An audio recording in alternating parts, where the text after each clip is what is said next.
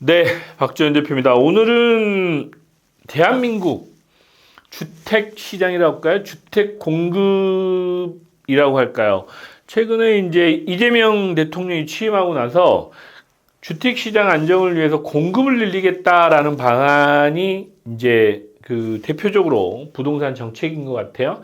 뭐 수요를 누르거나 뭐 어떤 정책적으로 뭐 제재를 하는 이런 거보다는 공급을 늘려서 잡겠다라는 부분이 있었는데, 그런 부분에 발 맞춰서 제가 이제 생각하는 우리 그 21세기 2030년 이후에 대한민국 주택 시장의 트렌드, 또 하나는 어떤 주택 공급의 방향성, 이런 부분을 이제는 좀 방향을 잡을 수 있지 않을까라는 그런 새로운 또 내용이 있어서 여러분들하고 같이 얘기해보는 시간을 가져보려고 합니다.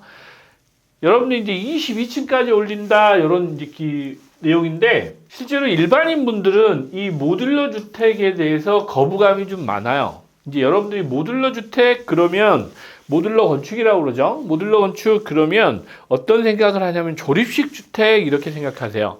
대표적으로 여러분들 알고 계신 것들 뭐냐면 농막, 그 다음에 그 컨테이너 주택, 뭐 이런 것들 정도 생각을 하고 계십니다. 실제로 그런데 대기업들은 제가 예전에 이제 삼성에 있을 때 보면 PCM, 사면 PC라고 합니다. PC 공장이라고 하는데 프리캐스트 콘크리트라고 해가지고 말 그대로 공장에서 구조물을 그 공장에서 만들어 가지고 설치만 합니다. 건설 현장에. 왜 그런 현상이 벌어지냐면, 우리나라는 사계절 있잖아요. 여름에는 비가 많이 오고 겨울에는 추워서 콘크리트 타설도 어렵습니다. 실제로. 왜냐하면 비용도 이제 그 겨울에 콘크리트 타설 하게 되면 양생이라고 그러죠. 이제 말려야 되니까. 그 양생하는 과정에 뭐 또 보온도 해야 되고 뭐 이런 가설비용도 많이 들고 해서 비용이 많이 들어요. 겨울에는. 골조 공사를 할 때. 그런 이제 비용들을 감안했을 때 공장에서 만들어 가지고 설치만 하게 되면 공기도 단축하고 비용도 절감할 수 있는 안이다라고 해서, 삼성에서 보면 한 20년 전입니다. 20년 전부터 사실은 그런 외국이죠. 북유럽이나 이런 독의 PC가 좀 많이 발전했습니다. PC 공법이 많이 발전했는데 거기가 워낙 춥기 때문에 그렇습니다. 그래서 유럽의 이제 날씨가 추운 지역들 위주로 이런 모듈러 주택이나 유럽이 많이 발전했어요. 근데 그런 PC 산업이 발전해서 삼성도 그렇고 최근에는 아마 이 모듈러 관련해서는 GS건설이 가장 선도하고 있지 않나라고 이제 저는 알고 있는데, GS 같은 경우는 유럽 쪽하고도 오래됐습니다. 이 모듈러 건축에 대해서, 주택에 대해서 연구한 지가 오래됐어요. 현재 지금 우리나라 이 시장 규모로 보면 아주 작습니다. 왜냐면 아직은 초기 단계입니다. 초기 단계여서 23년도에 8천억 정도라고 하는데 올해 25년도잖아요. 한 1조 정도 될 것 같습니다. 산업 규모가, 그러니까 전체 우리 대한민국 경제 규모로 봤을 때는 그렇게 큰 시장 규모는 아니에요. 시장 규모는 아닌데 이제부터는 조금씩 커질 것 같다라는 생각을 합니다. 그것도 그동안에 이렇게 성장해 왔던 거에 비해서는 규모가 상당히 빠른 속도로 커질 것 같다라는 생각을 가지고 있습니다. 왜? 100억에서 뭐 한 600억에서 1000억, 1500억에 해봐야 단지 한두 개 정도밖에 안 되잖아요. 사실은 아파트 단지 뭐 한 개도 안 되는 정도인데, 재건축이나 뭐 이런 공공주택에서 보면 이제 공공 모듈러 건축이죠. LH나 SH 이런 데서 모듈러 주택을 공급하기 시작하면, 첫째, 원가 부분은 아직 경쟁력이 있다고 말씀드릴 수는 없어요. 왜? 초기 단계도 보니까 대량 생산이나 이런 부분이 한계가 분명히 있습니다. 시설이 아직 갖춰지진 않았어요. 또 하나, 두 번째는 가장 중요한 거, 원가 부분을 제외하고 나면 이 원가는 LH나의 공공이면 물량만 확정해주면 얼마든지 원가는 줄일 수 있습니다. 말 그대로 1000개를 만드는 거하고 2000개를 만드는 거 원가가 다르거든요. 그렇죠? 예, 근데 1000개를 만들었을 때 이게 팔릴 거냐, 설치를 할 거냐라는 문제거든요. 근데 공공에서 이걸 해준다라고 하면 될 겁니다. 실제로 지금보다 기본의 이제 시설이죠. 생산 시설도 2배, 3배 이상 늘리고 그러하다 보면 원가 경쟁력도 생길 거예요. 그런 부분이 이제 고려가 될 거고 원가 부분은 그렇습니다. 물량만 있으면 원가는 낮출 수 있습니다. 근데 워낙 규모가 작았기 때문에 현재 여러분들이 생각하시는 조립식 주택, 모듈러 주택은 뭐였냐면 그 소규모 주택이었어요. 1층, 2층짜리 뭐 이런 거 갖다가 얹어놓고 뭐 저기 전원주택들이 이런 거 있죠. 뭐 그런 것들 정도였기 때문에 시장 규모가 워낙 작았어요. 그래서 이제 업체들도 이 모듈러 업체들도 그렇게 큰 사업을 하진 않았는데 언젠가부터 이 사업이 조금씩 커지기 시작했습니다. 그래서 그 한 5층짜리 5층에서 10층 이내의 주택들도 이제는 조금씩 그 시도를 해봤던 걸로 제가 알고 있어요. 그래서 삼성이나 GS 이런 회사들이 이제 본격적으로 이 모듈러 주택 건축에 대해서 그 고려를 하고 있기 때문에 지금은 시작 단계인 것 같습니다. 그래서 이제 여러분들한테 기회도 있을 것 같다라는 말씀을 드리고 싶었고, 대한민국의 주택 공급 시장, 특히 공공주택 시장은 모듈러 주택 시대도 멀지 않았다. 왜? 지금 현재 우리나라 건설업 현재 건설회사의 시황이랄까요? 현황을 보면 외국계 근로자가 거의 한 70% 이상입니다. 60% 이상 차지하고 있어요. 국내에 일할 사람이 없습니다. 실제로 건설 현장 여러분들 가서 보시면 전부 막 중국 사람이나 동남아 저기 우즈베키스탄 뭐 이런 데 있죠. 그런 쪽에서 오신 분들이 현장에 다 있어요. 실제로 그렇습니다. 그러다 보니까 뭐 여러분들 뭐 겪어보셨지만 순살자의가 괜히 일어나는 게 아니고 문제는 전문 어떤 캐리어를 가진 경험이 많은 옛날 우리나라 그 노동자들, 근로자들의 수준이 안 되는 겁니다, 아직은.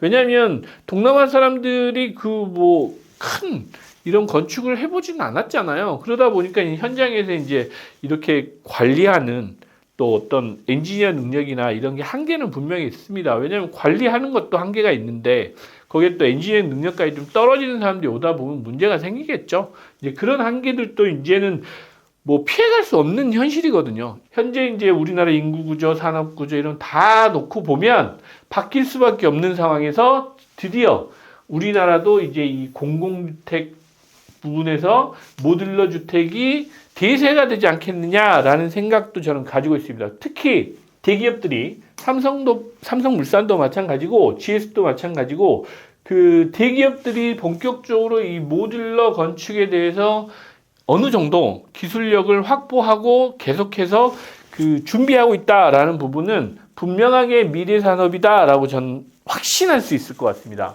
그래서 여러분들이 지금 뭐 주택시장 이 모듈러 주택이 건축이 되기 시작하면 어마어마합니다. 속도도 어마어마하고요. 여러분들이 지하파는 것 빼고는 지상층 올라오는 건 거의 모듈러로 다 할 수 있습니다. 이제 그런 시대가 와요.